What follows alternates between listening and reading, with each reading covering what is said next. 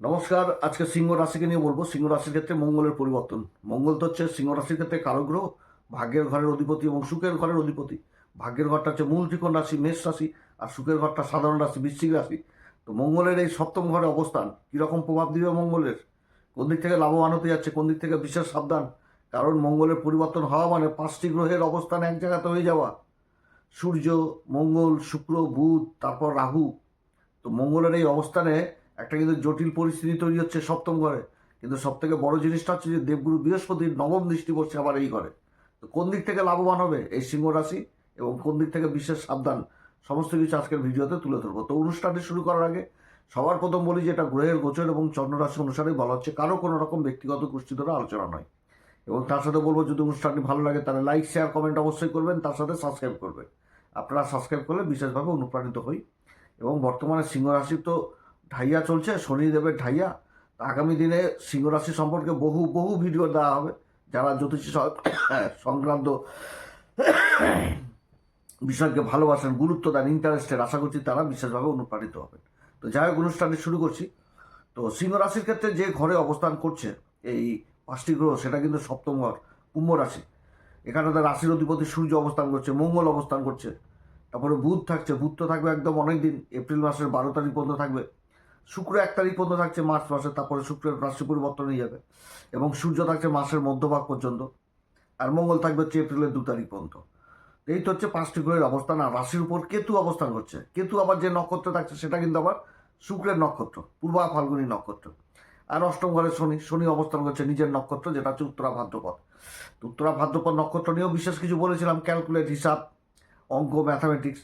তো এগুলো জায়গাগুলো কিন্তু যথেষ্ট এই সময়কালে মেনে চলতে হবে, কারণ ঢাইয়া চলছে অষ্টম ঘরের শনি। হিসাবের দিকে অবশ্যই খেয়াল রাখতে হবে সিংহ রাশিকে। এবার এই 5টি গ্রহের অবস্থানই হচ্ছে সপ্তম ঘরে। তো সপ্তম ঘরে 5টি গ্রহের অবস্থান, সপ্তম ঘরটা পার্টনারশিপের ঘর, ব্যবসা বাণিজ্যের ঘর, বিভিন্ন রকম সোশ্যাল কাজও দেখা হয় এখান থেকে। তো এই যে 5টি গ্রহের অবস্থান হচ্ছে, যেখানটাতে কর্মের ঘরের অধিপতি শুক্রও থাকছে। শুক্র তো কর্মের ঘরের অধিপতি, দ্বিতীয় বিশ্বরাশি যেটা পড়ছে, তো কর্মের ঘর। সেরকম ভাগ্যের ঘরের অধিপতি, সেরকম সুখের ঘরের অধিপতি মঙ্গল অবস্থান করছে, রাশির অধিপতি অবস্থান করছে। বুধ আবার চলে আসছে এদিকে। বুধ বুধ তো লাভের ঘর এবং ধনসম্পত্তির ঘরের অধিপতি। বুধের অবস্থান হচ্ছে আবার এই পঞ্চম ঘরে, সপ্তম ঘরে, একসাথে এতগুলো গ্রহ। এখানে কিসের ইঙ্গিত দিচ্ছে? তো যেরকম ভালো ইঙ্গিত থাকছে, যেরকম হচ্ছে কি বড় কোনো চুক্তি হতে পারে, ব্যবসায়িক লেনদেনে কোনো একটা বড় চুক্তি হওয়ার প্রবল সম্ভাবনা থাকবে এই সময়। তাও কি নতুন ক্লায়েন্ট হোক বা নতুন পার্টনারশিপ হোক, এগুলোতে কোনো একটা কাজকর্ম হওয়ার প্রবল সম্ভাবনা থাকবে। এছাড়া কি রোজগারের আয় ইনকাম যথেষ্ট বৃদ্ধি পাবে, যারা রোজগারের আয় ইনকামের সাথে যুক্ত রয়েছেন, যথেষ্ট ভালো অবস্থান। এবং রাহু আর বুধের এখানটাতে জুতিতে কি প্রভাব পড়বে, যে বুদ্ধির কৌশলটা যথেষ্ট বেড়ে গ্রহের অবস্থানে সব থেকে বড় জিনিসটা উঠে আসছে কি, যে সব রকম মিশ্রিত প্রভাবই কিন্তু দেখাচ্ছে। হ্যাঁ, তবে বিশেষ কিছু দিক থেকে সাবধান। যেরকম শুক্র এখানটাতে তৃতীয় ঘরের অধিপতি, সেরকম কিন্তু কর্মের ঘরের অধিপতি। অর্থাৎ এখানটাতে যোগাযোগ কানেকশনটা উঠে আসছে, যে এমন কোনো যোগাযোগ কানেকশন হয়ে যাওয়ার সমাজে, যে কোনো একটা বড় আয়ের উৎস খুঁজে পাওয়া, সেটাও কিন্তু হচ্ছে। এবং যেহেতু এটা কাম ত্রিকোণে হয়ে গেছে, কাম ত্রিকোণেরই কিন্তু বিশেষভাবে প্রভাব এখানটাতে জেগে উঠছে। অর্থাৎ মনের ইচ্ছা বাসনাটাকে পূরণ করে ফেলবে এই পরিবর্তনগুলো। এই পরিবর্তনগুলো মনের ইচ্ছা বাসনা প্রভাব পূরণ করে ফেলবে। যে কোনো একটা বড় মহাজনের সাথে কারবার করার বহুদিনের হয়তো ইচ্ছা ছিল, সেই ইচ্ছাগুলোকে পূরণ করে দেওয়া, কোনো নিজের ব্যবসাকে যথেষ্ট বৃদ্ধি করা, সেগুলোও কিন্তু এই সময়কালে হওয়ার প্রবল সম্ভাবনা থাকছে। ভালো অবস্থান হতে যাচ্ছে। তবে কিছু দিক থেকে কিন্তু সাবধানও থাকতে হবে। দীর্ঘদিনের ইচ্ছা পূরণ হবে, দীর্ঘদিন ধরে যেটা মনের মধ্যে ইচ্ছা ছিল, সেগুলো কিন্তু এই সময়কালে পূরণ হবে। অবস্থান যথেষ্ট ভালো, অবস্থান যথেষ্ট ভালো। এবং এবং এই যে রাশির অধিপতি সপ্তমে চলে এসছে এবং গুরু দ্বারা দৃষ্টি হচ্ছে, দেবগুরু বৃহস্পতি তো সিংহ রাশির ক্ষেত্রে কারক গ্রহ, প্রেম ভালোবাসার জায়গাটা হচ্ছে দেবগুরু বৃহস্পতি। তো সপ্তম ঘরে চলে এসে রাশির অধিপতি, তার উপর দৃষ্টি থাকছে, রাহুর উপর দৃষ্টি থাকছে, মঙ্গলের উপর দৃষ্টি থাকছে, শুক্র বুধ এখানে তো অবস্থান করছে। এই যে দৃষ্টি, যে গুরুর প্রভাব, তো 7.5 বলছি, ঢাইয়া চলছে এটাও ঠিক, কিন্তু এখানে তো বিয়ের প্রস্তাবটাও তো আসবে। এগুলো হওয়ার সম্ভাবনা থাকছে এই সময়কালে এই সিংহ রাশির ক্ষেত্রে। যে বিবাহের দিকটাও কিন্তু আলাপ আলোচনা, এগুলো কিন্তু হওয়ার প্রবল সম্ভাবনা। কারণ গুরুর যে দৃষ্টি, পঞ্চম দৃষ্টি থাকছে যোগাযোগের ঘরে। তো যেটা তৃতীয় ঘর, এই ঘর থেকে তো বিয়ে থাকারও বিচার করা হয়। কারণ বিয়ে থাকার ঘর যেটা সপ্তম ঘর, তার থেকে তো নবম ঘর হয়ে যাচ্ছে তৃতীয় ঘরটা। তাহলে কি হচ্ছে, এখানে বিয়ে থাকার ব্যাপারটাও কিন্তু উঠে আসছে। জীবন সঙ্গী খোঁজ টোজ এগুলো কিন্তু এখন চলবে সিংহ রাশির। এগুলো কিন্তু ভালো, যে অবিবাহিতদের বিবাহের প্রস্তাব আসা চালু হয়ে যাবে এবং সম্পর্ক মধুর হওয়ার ভালোই থাকবে। তারপর কি হচ্ছে যে সূর্য মঙ্গলের শক্তি একসাথে কাজ করবে মাসের মধ্যভাগ পর্যন্ত।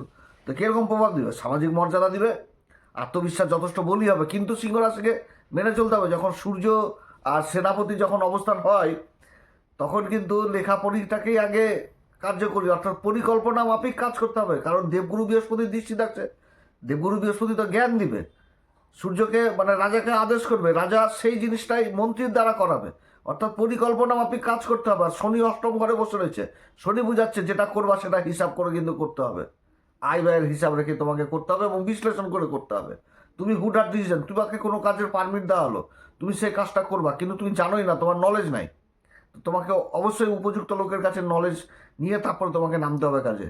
তুমি হুটহাট করে কারো মুখের কথাতে নেমে নিলা, কাগজপত্রকে গুরুত্ব দিলে না, তাহলে কিন্তু হবে না, তোমাকে কিন্তু সেই দিকটা অবশ্যই মানতে হবে। এই তো হচ্ছে পরিবর্তন। যখন এই রাহু হচ্ছে মঙ্গলের এই যে পরিবর্তনটা হবে, মঙ্গলের পরিবর্তন, এখানটাতে তো নক্ষত্রগুলোর মধ্যে বিশেষ আলোচনা করতে পারলাম না, এটা ধনিষ্ঠাকে নিয়েই বলছি।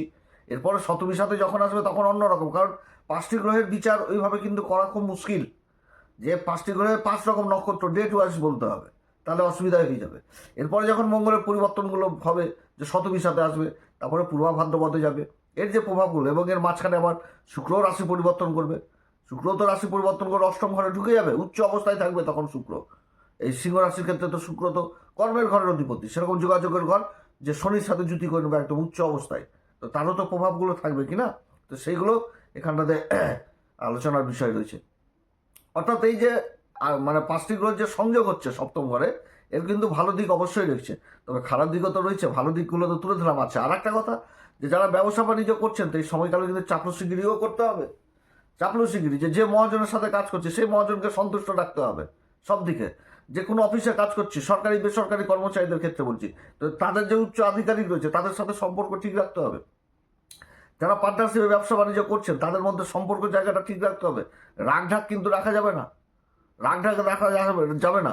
মাইনাস দিকটা কি, যে ভুল লোকের উপর ভরসা, যে কেউ এসে বলে দিল চলেন ওখানটাতে ভালো জিনিস পাওয়া যাচ্ছে, ওইখানটাতে ইনভেস্ট করেন বা ব্যবসা বাণিজ্য করেন বা নিজের কর্মকে এগিয়ে নিয়ে চলেন, ওইখানটাতেই কিন্তু বিশ্লেষণ করতে হবে। ভুল লোকের কিন্তু মানে ফক্করে কিন্তু এই সময়কালে পড়ে যাবে, গ্রহণযোগ রয়েছে।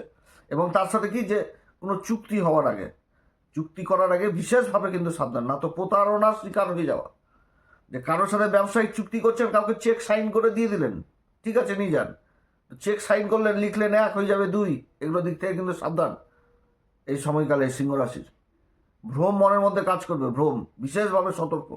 এবং তার সাথে মঙ্গল রাহুর জুতিরও কিন্তু প্রভাব থাকবে এই সময়কালে। একটুতে মাথা গরম হবে, নিজের অধিকারটাকে বিশেষভাবে খাটানোর চেষ্টা করবে। সেটা কোথায় হবে? নিজের দাম্পত্য জীবনে হবে, নিজের পার্টনারশিপের মধ্যে হবে। এগুলো দিক থেকে আবার বিশেষভাবে সজাগ থাকতে হবে সিংহ রাশিকে। যে কোনো তর্ক বিতর্ক থেকে দূরে থাকতে হবে, শান্তভাবে বুঝে সুঝে কাজ করতে হবে এই সিংহ রাশিকে, না তো প্রবলেমে পড়ে যাওয়া।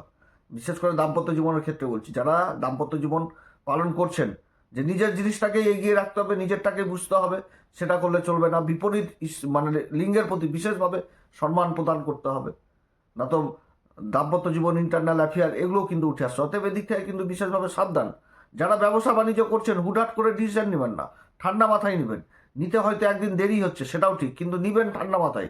কারণ শনি অষ্টম ঘরে বলছে বিশেষ বিশ্লেষণ, লাভ তো আসবে, তো লাভ আসাটাতে সেই জায়গাটাতে যেন না ফাটল ধরে, আস্তে আস্তে যেন না থেমে যায়।